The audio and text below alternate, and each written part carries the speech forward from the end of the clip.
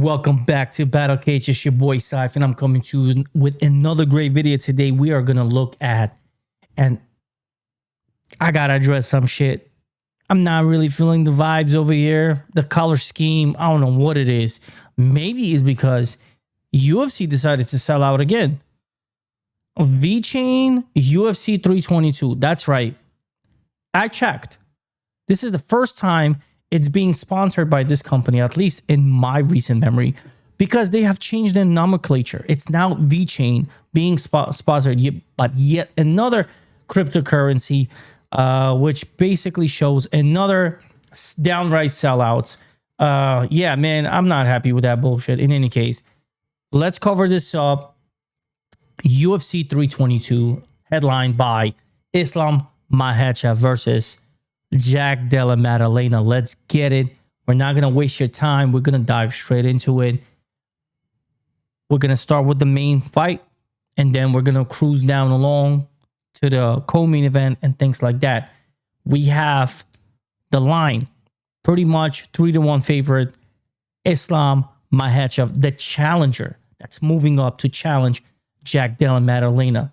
It's the first time we're going to watch Islam Makhachev trying to make history here. At least in my mind, I don't remember any 155er, a lightweight champion, a lightweight champion, sorry, a 155er fighter moving up to 170, the welterweight, and capturing the belt. I don't remember. I just simply don't recall. If you do, comment down below. We got an 18-2 spectacular record for Jack Della Maddalena. We have 21-1 Islam Makhachev, only one blemish when he got knocked out very earlier in his career.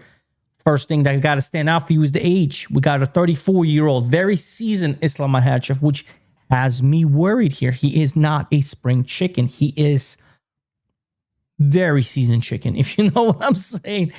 Yeah, we got Jack Della in his prime, 29 years of age. We got a 3-inch reach advantage. We have the striking differential that is paramount to address. We got a 6.84 to less than 3, right? Less than 3 significant strikes landed per minute, 2.63. However, the accuracy is going to be on Islam. When he throws, he does connect. That's something to get. Obviously, the takedown. The takedown is going to be on Islam Makhachev 3.20 with a superb 53.62 accuracy. Okay, so this is going to be interesting. Okay, at first glance, everybody's going to go with Islam, but we've seen Islam tested. We've seen Islam hurt. We've seen Islam be human. We had the first test for Islam Makhachev when he faced Volkanovski. The first time when they faced, I knew it's not going to be easy for Islam like he thought it was going to be. And I was right. Arguably, you can even say Volkanovski did enough to win. There were people out there that said Volkanovski should have got the nod. I was actually one of those people. I think Volkanovski did enough. But in any case, it is what it is. He's going to be going against Jack Della Maddalena, who is tough as nails. I have nothing but respect for Jack Della Maddalena. Let's look at his review. Let's look at his resume. Now, I will tell you, a couple of split decision wins didn't sit well with me. But his last 2 performances, oh my goodness, the way he handled Gilbert Burns, and he was actually in a predicament there, which showed me the path to victory. And that's probably where Islam is going to be. He's going to be really dissecting that fight. And then he fought Muhammad, remember the name, Bilal.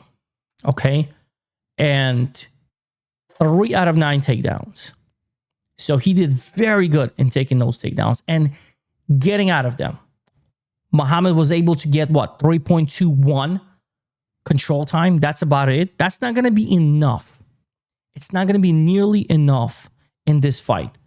For Islam Makhachev to be successful with his takedown, he is going to need dominating performance like what's his name? The Bourse, right? Chimaev, the way he manhandled the champ DDP. So he's going to have to come up with something resembling in nature to win a decisive unanimous decision. Otherwise, I fear for this man. I really do, Islam Makhachev. I fear for his safety because Jack Della Maddalena is going to go out there and he's going to throw bombs. And I know it's at 170 and Islam is looking big.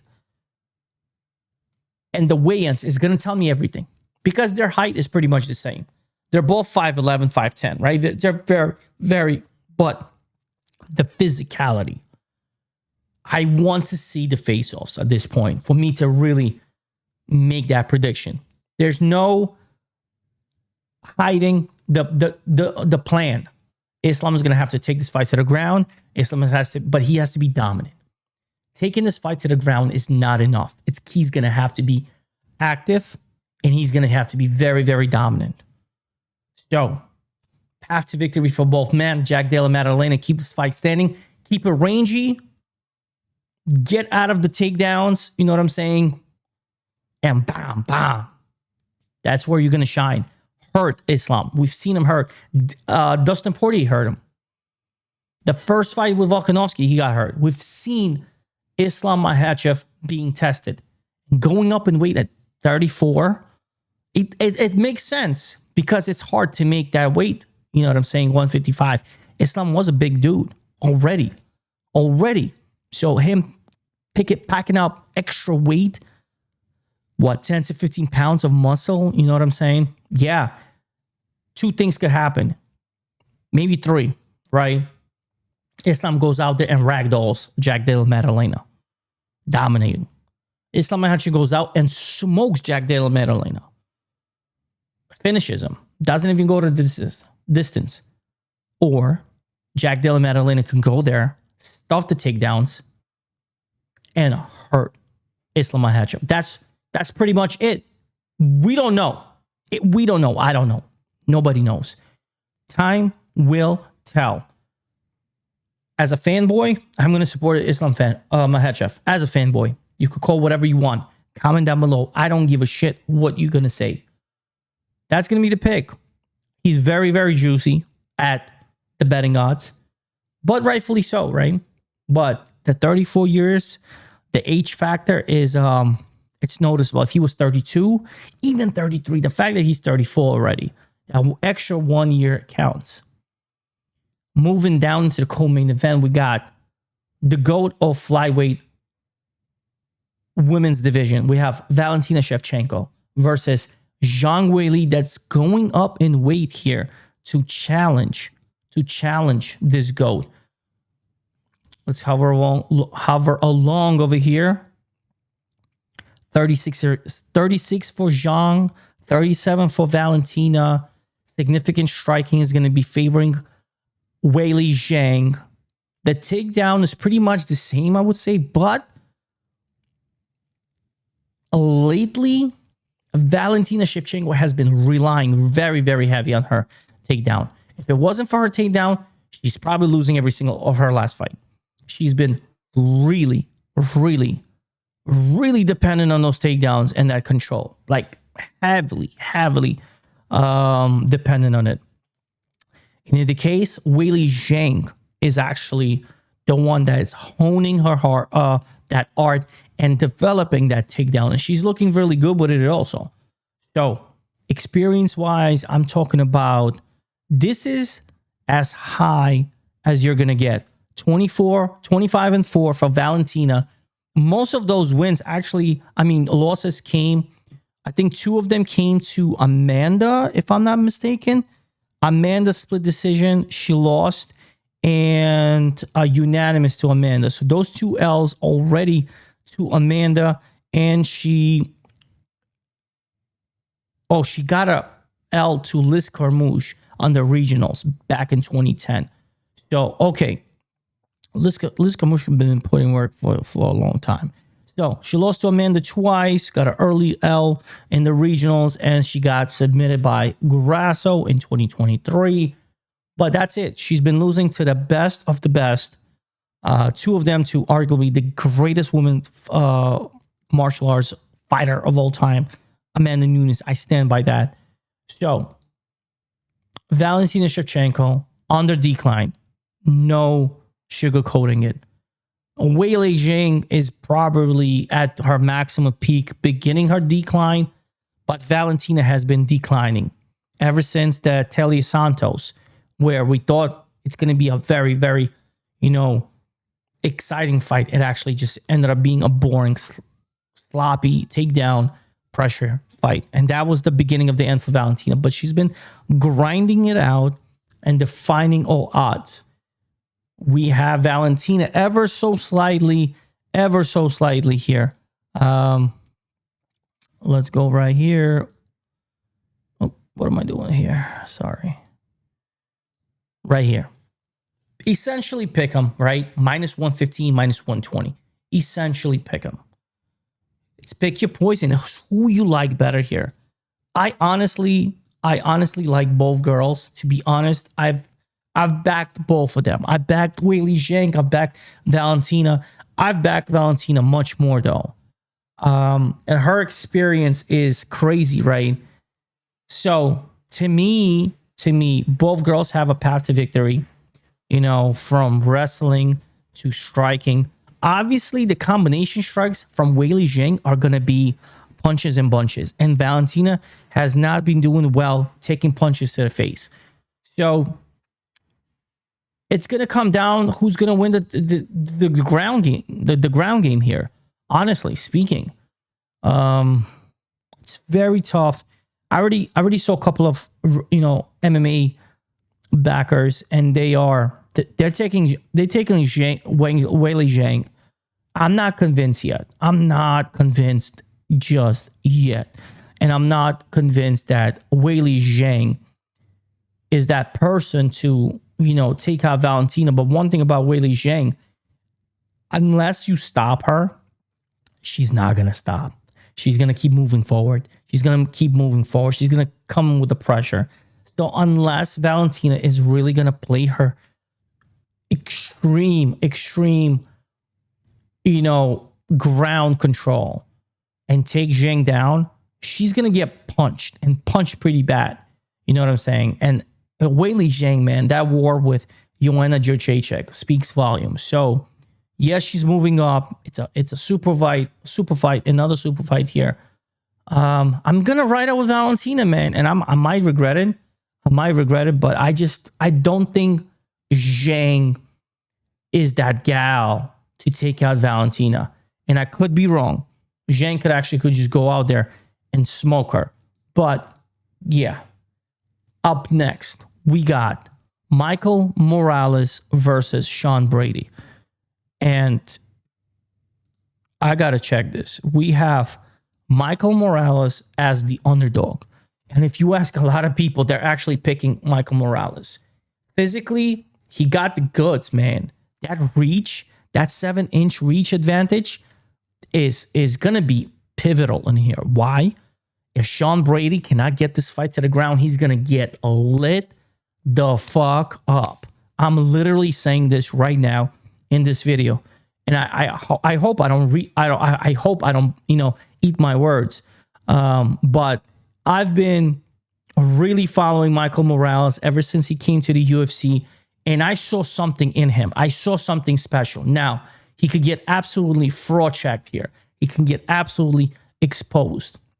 But from what I know, his wrestling background, I think is good enough.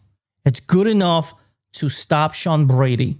And that plus money is going to lead me as the official dog pick for UFC 322. I was high on Chris Duncan. I should have made a video for you guys. For that, I apologize. The youth here is crazy. It's just crazy. And he's been looking like a freaking Terminator, going out there, just going through dudes, right? The way he went through Gilbert Burns, just went through him. The way he went through Neil Magny, just went through him. You know what I'm saying? dominating performance against Matthews, Griffith.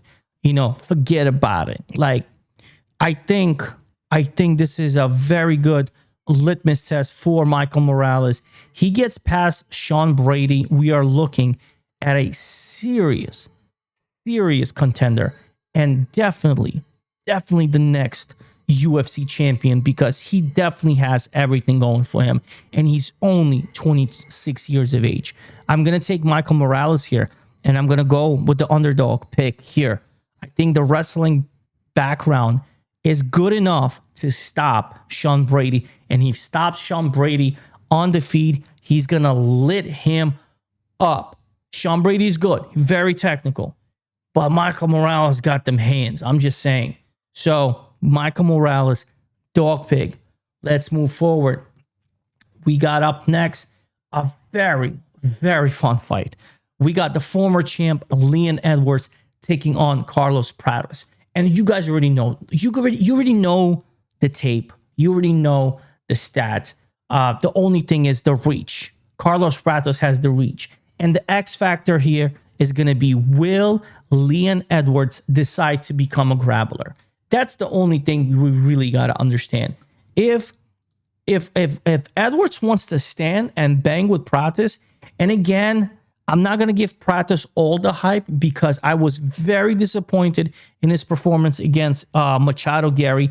But Machado Gary, say what you want, is a cerebral freaking fighter. And I actually picked him in this fight. And look, he went 4 out of 19 takedowns. So actually, Prates is pretty well. And I think out of Ian Gary and Leon Edwards, Gary's the better wrestling and jiu-jitsu practitioner for sure. I mean, Ian Gary is half Brazilian. So if you know what I'm saying. Yeah, I am going to take Prates here. I just don't like what I've seen from Rocky. I just don't like it. He's on a two losing streak slump, right? The way he looked against Sean Brady was atrocious.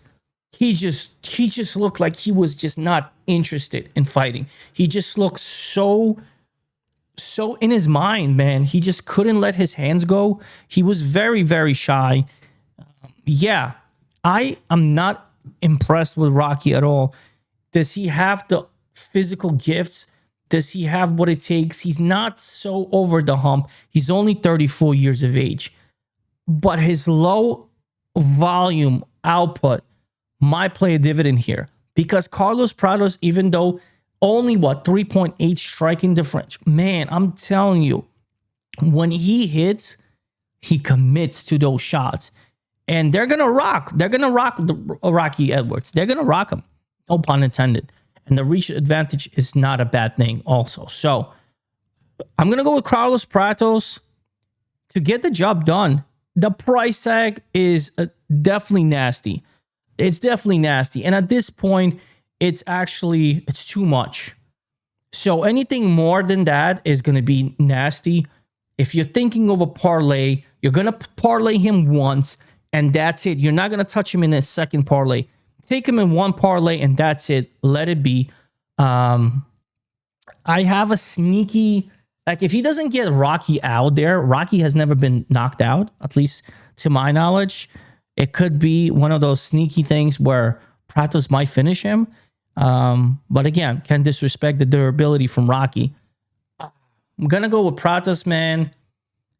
I'm going to go with Prates. Let's continue. We got BSD taking on Beneil Dariush. And I'm not going to sugarcoat it here too. I'm going to go with BSD, man. BSD really commits to his fights. He's a kill or be killed kind of guy. He doesn't care. He goes out there with 100% commitment to kill you. That's all he wants to do. And that's pretty much what he does. All his 3 losses came by a way of stoppage. Doctor stoppage via against McConico, knockout by Portier, and he got and one loss against Zaleski dos Santos, right? One unanimous decision, which that was his debut, and he went on a shield, right? But look at it. He finishes with submissions and knockouts. He doesn't care. He looks for the finish. He does. He commits to the finish. And I'm going to tell you here, I really do think that Beneil Dariush's chin is very, very vulnerable. Even with a straight jab in the first round, McConico put him down, and he won the round in that regards. Just a straight jab, he had Beneil already like going down. You know what I'm saying? So fighting BSD, that's very unorthodox, and just really just haymakers his punches. He connects on Dariush, he's going to crumble him. He's going to break him. He's going to go down. You know what I'm saying? So the damage on Dariush at age 36 just doesn't feel very good. You know, BSD, Beneil Saint-Denis, is only 29 years of age. And he's one of the fighters where I got to ask for the birth certificate here. I'm 36 years of age. And how the hell do I look younger, in my opinion, than BSD? I don't know, man. This like look at his face. It's like he's seen some shit back in the day. Like, you know what I mean? Special forces for the French. He has seen some shit back in the day. Yeah, I'm going to go with BSD. I think he finishes Beneil Dariush. And nothing against Benny. I like Benny, man. Benny's a cool guy. You know what I'm saying? Family man and all that. But he's probably going to get killed. In the prelims, we got the return of Bo Nickal. Got to go with Bo Nickal. I'm going to go with Bo Nickal because he's Bo Nickal. You know what I'm saying? The striking is not as dangerous from Rodolfo Vieira compared to, you know, what's his name? RDR, right? So we're going to go with Bo Nickal by, I don't even care how, we're just going to go. Now, he's what? Minus 250, I believe. And that's where you really want to settle him at. Anything more is going to be disrespectful because we don't know what he's getting. His stock definitely took, you know, he's no longer that minus 1,000 favorite. You know what I'm saying? We've seen ridiculous numbers for Bo Nickal. So currently, Caesar's got him at minus 238. FanDuel has him at minus 235. I'm sorry, 235. Minus 250 at BetMGM, and BetRivers got him at minus 230. So that's pretty much the ceiling, would be the 250 mark. I think the line is, it might move just a little bit. It might just, because as the week goes in, people are going to start putting him in like parlays and shit. They're going to inflate the line to minus 280. Minus 300 is probably where he's going to settle at fight night. You know what I'm saying? So if you are going to parlay him just like Prates, one parlay pick, and that's it. Don't overexpose yourself. Keep it moving. That's it. I think Bo Nickal, you know, much growth for him. Let's get it. He's gonna come through. This fight, man. This fight is fireworks. Roman Coppola versus Gregory Rodriguez. This is fireworks. We already know who they are. They come to fight. They come to bang. That's who they are. It's what they do. I believe the line is fair. We have Gregory Rodriguez minus 170-ish, and that's fair. That's fair. Anything more is going to be disrespectful because we've seen Gregory Rodriguez smashed out. We've seen him stop. We've seen him crack. And Romanov cracks. Now, with all the praise on Romanov, I think his last performance against Costa was atrocious. Let's just get that out of the way. So, I didn't like that. I didn't appreciate that. So, Romanov, man, but he's a tough dude, man. He's a tough Russian. Excellent kickboxing, excellent striking. You know, if anyone decides to even get this fight in a clinch situation, is Gregory. But sometimes Gregory gets overzealous. He goes balls to the wall, starts swinging hammers. And if he overexerts himself, we've seen that where he overexerted himself and he got finished by Jared Cannonier in the later rounds. This might happen too. This is a great fight on paper. I don't have nothing to do from the betting perspective because both fighters can win on any given day. I respect both fighters here. I don't even want to make a pick. I don't know. The line is fair considering how Romanov looked, but still presents a very, very dangerous, toolbox. He has a lot of things going for him. So yeah, I'm just gonna enjoy this fight. This is one of those fights you just got to enjoy. But they're both dangerous. They're both heavy hitters. If anyone is coming in with some wrestling, it's probably gonna be Rodriguez, just to slow the fight down. And another fighter, man. I need to see this man's birth certificate. He is 33 years of age. He looks 55 at this point. How am I older than him? I gotta see birth certificate. Look at Romanov. He got a baby face. Me and Romanov look like brothers. You know what I mean? Like, he looks young. He looks 34 young. You know what I'm saying? He might even pass for a 26-year-old here. So yeah, got a baby face. Let's move forward. This is a good one. This is a rematch. Erin Blanchfield versus Tracy Cortez. Erin Blanchfield actually lost to Tracy Cortez in the regional scenes, but this was 6 years ago, and Erin Blanchfield was 20 years of age. This was 2019. She fought Tracy Cortez, and it was a razor-thin split decision back in Invicta. So Tracy, again, 6 years old. How old is she? Tracy's 31, I believe. Tracy's 31. Yeah, she's 31. She's 5 years older. So you had a 25-year-old versus a 20-year-old, and perhaps that played a dividend. Since then, leaps and leaps of growth for Erin Blanchfield. She's been looking spectacular. She dropped the ball against Manon Farad, but listen, Manon Farad is just that lady, right? She's a beast, just like her nicknames says. But she took out some heavy competition. Andrade, Santos, went the distance with Farad, and she made Namajunas look easy. You know what I'm saying? And I took Erin Blanchfield in that fight. And I've been backing Tracy Cortez for the longest. I've been backing her for the longest. And MMA math doesn't always make sense, because Rose beat Tracy, Erin beat Namajunas. You know what I'm saying?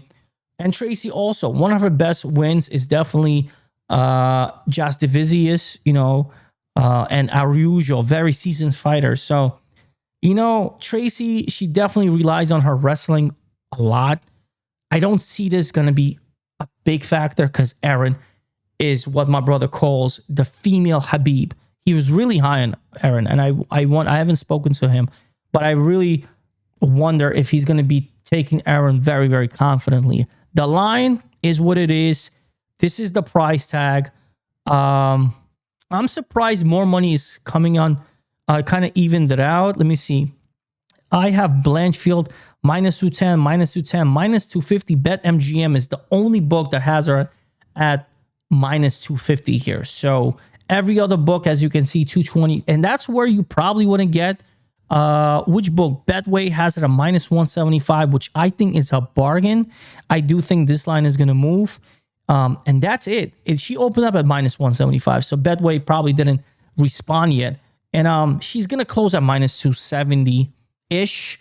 And rightfully so, in a rematch with, the younger fighter at her maximum peak here. 26 years of age. I'm talking about the beginning of, crazy levels. You know what I'm saying? So, yeah. Tracy, that's little baddie. I've been high on Tracy for a while. She still could get it. You know what I'm saying? Even though she got left over from. But yeah, I'm going to pick Erin Blanchfield. I think she gets the job done. And I do see a possibility of a finish. Believe it or not, do see maybe a submission threat from Erin Blanchfield, just to, put that dagger like, yo, like, I'm better than you. You know what I'm saying? So that's just a sneaky thing that I'm thinking here. So we're going to go with Erin Blanchfield. Minus 210 is a bargain. She's going to close at minus 270. I do believe that a lot of people are going to take her. And again, you don't want to overexpose yourself. But it's one of my confident picks here. I will say that. It's one of my confident picks. And we're going to start. Oh, we're almost at the early prelims. We got Malcolm Wellmaker here. heavy-handed against Cody Haddon. And I'm going to be honest with you. I'm going to go with Malcolm. And is there a line right now? They also added a new fight. I don't know if that's been confirmed yet. Mateus Camilo versus Vyacheslav Borshov. I do see it on the best fighting odds. I don't see it on the books yet. So there's no line here. And there's no line for Wellmaker. But I reckon Wellmaker is going to be a minus 250. Minus 200 to minus 250. You know what I'm saying? Minimum. So I think Wellmaker is just, I like Cody. Cody is good. Cody Haddon is very technical. But will he be able to just survive the pure power and strength that Malcolm presents? That's all you can really think. Malcolm is just a straight killer. And I didn't believe it until his last fight, but he's a straight killer. His right hook, deadly. I mean, look at this. Just KOs. First rounds, KOs. You know what I'm saying? Now, competition-wise, it's another thing. But yeah, I'm going to go with Wellmaker. I don't know what the line is. Up next, we got Kyle Dawkins, the resurgence. You know what I'm saying? He got cut and he came back and he's just looking insane. And that win against Michelle Pereira. So this fight is pretty much, they're fighting each other. That's how I see it. Gerald Meerschaert is fighting his younger version. Now, in terms of skill, that seems for up to the debate. Gerald Meerschaert, the GOAT. He's the GOAT. He has come through, man, on the most ridiculous plus money plays ever. I don't think that's going to be the case. Now, they're giving Kyle Dawkins minus 400 line. I don't feel very happy about that line. I'm not excited about that line. Kyle Dawkins, at best, is minus 250 at best. But the books are pretty much making a decision that he's going to, solidify this win. And I'm going to agree. I'm going to pick Dawkins. His striking, I think, is much better than Gerald Meerschaert. And I think he can hang with Gerald Meerschaert. As long as Kyle Dawkins doesn't get overzealous and give up the neck too easy, because Gerald Meerschaert, if he sees it, he's going to take it. You know what I'm saying? He's a submission artist. So that's pretty much it there. And then this is a great fight. This is one of the early prelims that's really exciting to me. Pat Sabatini versus Chepe Mariscal. This is a fun fight, and I'm going to pick Pat Sabatini. And I think it's going to be because of wrestling. But Chepe is a dog, man. Chepe Mariscal right now is a plus money underdog, plus 110 at very reputable books. FanDuel got him at plus 108, and Caesars got him at plus 110. So yeah, I do see a very, very, very active fight here. It's going to be fun to watch. And Pat Sabatini, as long as he weathers the storm and doesn't get clipped by Chepe, because that's pretty much where it is, he has a win. The best wrestling is going to come from Pat Sabatini. Chepe Mariscal is no slouch. Obviously, the striking differential is crazy, almost 5-2. The takedowns, though, is where it's going to be. The takedowns, 4 takedowns to 3. You know what I'm saying? I think they're going to play dividend because Pat Sabatini is just not going to stop, and he's been looking good. Ever since he came back from that loss, he's been looking good. That Jonathan Pierce submission round 1, spectacular. And the way he neutralized Brito. And Brito is pretty much Chepe Mariscal. You know what I'm saying? A very powerful striker who also has the pressure in wrestling. So if he was able to do this to Brito, he should technically get this done with against Chepe. I'm going to go with Pat Sabatini. I'm pretty confident in this pick. I do think this is a really good bargain. I wouldn't put all my chips on this fight. But yeah, we got another one. Angela Hill taking on Fatima Kline. And this is the classic changing of the guards, if you will. The experience is definitely Angela Hill. She's a warrior. She's what, 40 years of age, on the brink of 41, and she's always in the fight. It's not that she's always getting her ass kicked. She has close fights. But Fatima Kline, younger, more hungrier. Physically, I believe she's bigger. She's 5'6". Yep, 5'6", and got the reach advantage. We're gonna go with Fatima Kline. The line is just disgusting.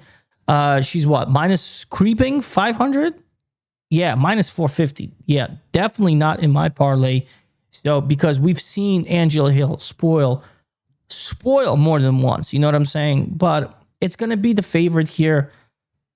Just enjoy this fight. Don't watch this fight. Do whatever the hell you want. Just don't put your money in it unless you're really, really starving for a leg, and that's it. Another card, another fight we have, and I don't know why I can't pronounce this guy's name, but Baisangur Susurkaev. I don't know. For some reason, I cannot pronounce. This is Chimaev's boy. Very, very confident guy, and as he should be. He's 10-0. He's taking on Eric McConico. Striking differential is going to favor this Baisangur dude. Yeah, I think he gets the job done. He should win. The word is should. Not very, very confident on the line here because there is no line. But he's gonna open up like minus 1,000 or more. So that first fight, we're gonna take the prop. It's gonna be a knockout, most likely, or a submission, because he does have that. This Basugar, I don't even know how to say his name. So he got 1 submission, 8 knockouts. It's not going to decision for sure. I don't think it will. But Eric is Eric. So yeah. So that's pretty much it, guys. This is the breakdown. This is all it is. I'm going to run down through my most confident picks with you guys here. Confident pick, I'm going to go with Islam, but there's scary things out there. We're going to go with Valentina. That's not a confident pick. That's just because I'm biased. I'm going to go with Morales. I think he gets the job done. I love Sean Brady. I picked Sean Brady in his last 2 fights. But Morales, until he loses, is going to be the pick. We're going to go with Prates. I think he really gets the job done here. And I feel bad for Leon Edwards. He might get knocked out. Benoit by finish. I think he's going to take out Beneil Dariush. Beneil Dariush is very crafty. The only thing that worries me is BSD slows down very, very much after like 1.5 rounds. He's good for 2 rounds max, and then he dies. So if he doesn't take out Benny very, very soon, potential live play here. Bo Nickal should get the job done. This is fireworks between Roman and Rodriguez. Just watch it. Erin Blanchfield is definitely up there in pick. I don't know what the line for Malcolm is, but he should get the job done. Kyle Dawkins should get the job done. Not too happy with the line. Pat Sabatini, that's a play. That's a very nice play. We're going to go Pat Sabatini minus 130. Guarantee he closes as a much bigger favorite. I see him as a minus 180 when I made my lines here. Fatima should win. Baisangur should win. And that's it. Boys and girls, I hope you like this video. Under 40 minutes. I'm going to have a timestamp as the first comment tagged after it's uploaded. Like, subscribe. You know what it is. I got a couple of more videos coming this week. Stay tuned. I got something special for you guys. Something really, really special. I'll see you when I see you. Stay blessed. Go to the gym. You know what I'm saying, Marty?